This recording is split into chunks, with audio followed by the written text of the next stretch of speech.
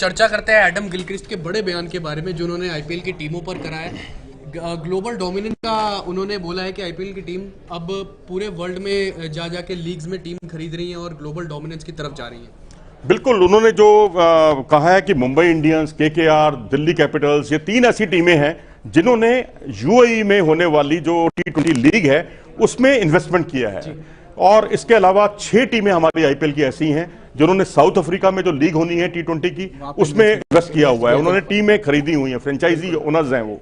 अब मान लीजिए अगर आईपीएल के ओनर्स तो वो हैं ही, अगर उनकी अपोनेंट टीम का कोई प्लेयर आईपीएल की अपोनेंट जो उनकी टीम में नहीं है, जैसे मान लीजिए मुंबई इंडियंस की बात करो अगर आप, तो वो उनका जो राइवल है कोई, मान लीजिए चेन्नई महेंद्र सिंह धोनी है। अब महेंद्र सिंह धोनी की टीम का कोई और खिलाड़ी वो दूसरी टीम से खेल रहा है, तो जाहिर सी बात है कि वो थोड़ा सा इंपैक्ट जो क्रिकेट को प्रभावित भी किया जा सकता है भविष्य में, उसकी संभावना से इंकार नहीं किया जा सकता। गिलक्रिस्ट की बात में दम है कि निश्चित तौर पर ये सारी चीजें एक ग्लोबल डोमिनेंस को दिखाती हैं, भारत के दबदबे को दिखाती हैं। हालांकि हमारे अपने भारतीय होने पर हमें गर्व है और इंडियन डोमिनेंस अगर क्रिकेट में छाया रहता है तो ये किसी भी भारतीय के लिए गर्व का विषय है। लेकिन अगर आप स्वस्थ तरीके से अगर सोचें इस बात को तो कई बार इसके जो है ना परिणाम बहुत अच्छे सामने नहीं आते। बिल्कुल सर, आप अपने क्रिकेट की आईसीसी से आपने परमिशन लिया कि आप 2.5 महीने तक आपने विंडो लिया है, तो ये भी सर से बता दें कि अब कहीं ना कहीं आईसीसी पे भी दबाव है कि बीसीसीआई का जो डोमिनेंस है वो दिख रहा है कि आप 2.5 महीने की बिल्कुल नो क्रिकेट वाली आपने एक स्कीम रखी है दूसरे देशों से। देखो जी, घर में आमतौर पर एक कमाऊ पुत्र होता है, उसको उसकी खूब पूछ होती है जी। और जो बिल्कुल नहीं कमाता, वैसे ऐसा होना नहीं चाहिए जो मैं कह रहा हूं, लेकिन जो प्रैक्टिकल बात है वो मैं आपको बता रहा हूं। तो वही कुछ है कि बीसीसीआई की पूछ है पूरी दुनिया भर में। ऑस्ट्रेलिया के पास कोई संकट होता है, $10 लाख भारतीय टीम उनको देती है, श्रीलंका को मदद करती है, तमाम मुल्कों को, एसोसिएशनों को मदद करती है भारतीय बीसीसीआई। तो अब उसका इतना डोमिनेंस तो देखो बनता ही है कि जब रेवेन्यू सबसे ज्यादा आईसीसी को बीसीसीआई से मिल रहा है और एक आईपीएल लीग जिसका टर्नओवर बहुत ज्यादा है, लगातार उसकी मार्केटिंग जो है वो लगातार वैल्यू, ब्रांड वैल्यू बढ़ती जा रही है। जो बीबीएल की क्यों नहीं बढ़ी, हालांकि बीबीएल बहुत अच्छा टूर्नामेंट है, और पीएसएल की क्यों नहीं बढ़ी उस हिसाब से। तो आईपीएल एक अलग वजूद है आईपीएल का, और इस बात को स्वीकार करना चाहिए। आईसीसी इस बात को स्वीकार कर रहा है, लेकिन कुछ खिलाड़ी बहुत तटस्थ अपनी राय देते हैं।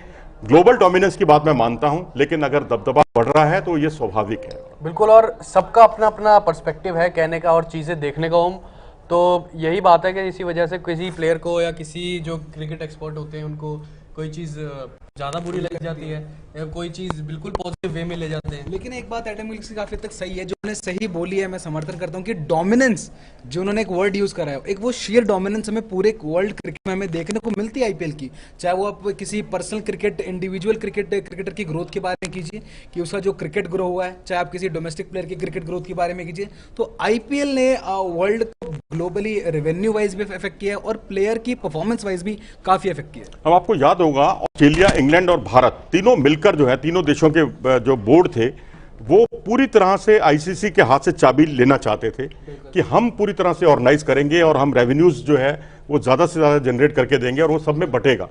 हालांकि सोच अपने आप में अच्छी है, लेकिन आईसीसी ने अपनी अच्छी दूरदर्शिता का परिचय दिया कि ये तो चाबी इन तीनों के हाथ में आ जाएगी, आईसीसी को कौन पूछेगा। तो अब ये तो खैर मुल्क का मामला हुआ, देश के क्रिकेट बोर्ड का मामला हुआ, लेकिन जब एक फ्रेंचाइजी ओनर की बात आती है जहां देश कहीं नहीं होता, इन्वॉल्व नहीं होता, अगर उसका दबदबा दुनिया भर के क्रिकेटर्स पर आ जाता है। अब जैसे त्रिनिबागो नाइट राइडर्स एक टीम है जो अरेबियन प्रीमियर लीग की टीम है, जैसे शाहरुख खान की उसमें हिस्सेदारी है, वो उसके टीम को ओनर हैं। तो वहां का खिलाड़ी जो है अगर उनकी अपोनेंट टीम में आईपीएल में खेल रहा है तो उसको प्रभावित करने की संभावना ज्यादा रहेगी, प्लेयर को ज्यादा पैसा वहां से मिलेगा।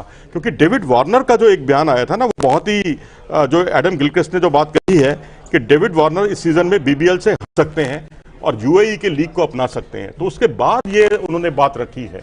तो अगर डेविड वार्नर बीबीएल से हटते हैं, आईपीएल को अपनाते हैं, यूएई की लीग को अपनाते हैं, साउथ अफ्रीका की लीग को अपनाते हैं, और कोइंसिडेंटली अगर उनका तीनों में ओनर एक ही हुआ तो ये ग्लोबल डोमिनेंस है। ये ग्लोबल डोमिनेंस है, ये बिल्कुल। और वही है कि आईपीएल के कोई इसमें शक नहीं है कि पूरी दुनिया में आईपीएल सबसे अट्रैक्टिव लीग है हर मामले में, चाहे उनकी ओपनिंग सेरेमनी हो, चाहे क्लोजिंग सेरेमनी हो, और खेलने का तरीका हो।